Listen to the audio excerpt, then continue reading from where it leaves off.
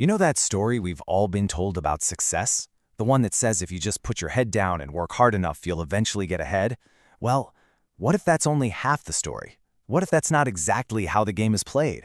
From the moment we were kids, the formula seems so simple, right? It all started with this one core rule. Just be good. Don't make waves, follow the instructions, be a good person.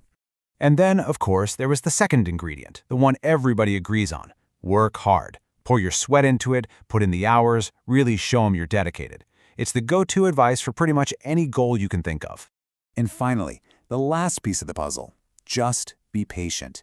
Your time will come. All that effort will get noticed, and someday you'll get the reward you deserve. Be good, work hard, be patient.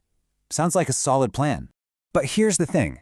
If you've been following these rules your whole life and you still feel like you're spinning your wheels, you can't help but ask a really tough question. When you look around, does it really seem like this system was actually designed for you to win? And that question leads us right into something we can call the fairness illusion. It's this pretty uncomfortable idea that maybe, just maybe, the rules we're taught aren't really there to make us powerful. They're there to make us manageable. The philosopher Nietzsche actually had a name for this whole phenomenon. He saw it as a kind of diagnosis for why so many good, hardworking people feel completely stuck, and he called it the virtue of obedience. Now, I know slave morality sounds pretty harsh, but just think of it as a value system where being passive and agreeable gets framed as a moral high ground. Its real purpose isn't to help you climb the ladder, it's to keep the existing order running smoothly, without any disruptions.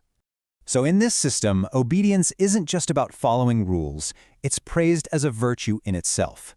Humility stops being about modesty and starts being about not challenging the people in charge. And patience, well, that often turns into waiting forever. Basically, you get rewarded for being easy to overlook, for not being a threat. And here's the cold, hard truth of it all. This is a competitive world. So while you are patiently waiting for your hard work to get noticed, someone else, someone who isn't waiting, is actively moving into the position you were hoping would be yours. The way out of this trap is a huge shift in your mindset. It's about moving from just having the will to work hard to developing a will to be effective. It's about being strategic, not just being busy. You see, real power, the kind that actually gets you somewhere, it doesn't just come from raw effort. It comes from these 5 things: having a clear direction, using a smart strategy, understanding timing, making sure your work is actually seen by the right people, and finally, taking decisive action.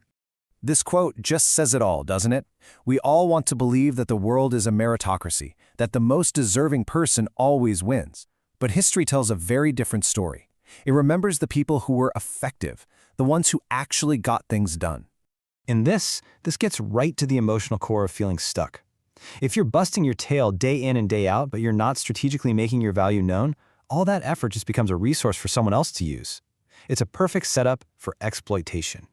Okay, so understanding the problem is one thing, but now we need to build a solution, and it all starts with a strategic reframe of what power even is. First things first, let's just get a massive misconception out of the way. This is not about becoming some ruthless, aggressive, backstabbing person.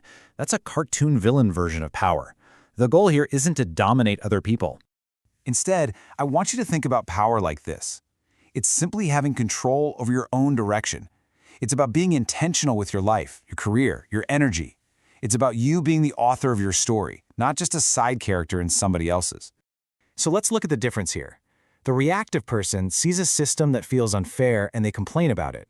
The strategic person says, okay, this is the system. How do I learn its rules so I can navigate it effectively? The reactive person measures their worth by how much effort they put in. The strategic person measures their success by the influence they create. So if effort isn't the #1 metric anymore, what should you be tracking instead? Start with these. How much influence do you have? What kind of leverage can you create for yourself? Are you getting into a position to make important decisions? And how are you actively positioning yourself for the opportunities you want down the road? Ultimately, what we're talking about is a fundamental change in your identity. It's about making a conscious decision to go from being a pawn on the chessboard to being a player who actually understands the game. And here's a realistic, but I think incredibly empowering way to see things. No, the world is not fair. It really isn't. It doesn't owe you a thing for your hard work. But it's not complete chaos either. It operates on a set of principles, and those principles are understandable. And that right there is the entire transformation. Because once you understand how things really work, you're not passive anymore. You stop waiting around to be chosen for a promotion, waiting for permission, waiting for recognition. You start choosing for yourself. You create your own path. So let this be your new mantra. The goal is not to stop working hard. Of course not. The goal is to make sure every bit of that hard work is aimed in the right direction. From now on, you don't just work harder, you move smarter. This is a declaration, not of aggression, but of agency. It's the decision to take the wheel, to control your own direction, to be intentional, and to finally make all of your effort count. It is the choice to become effective.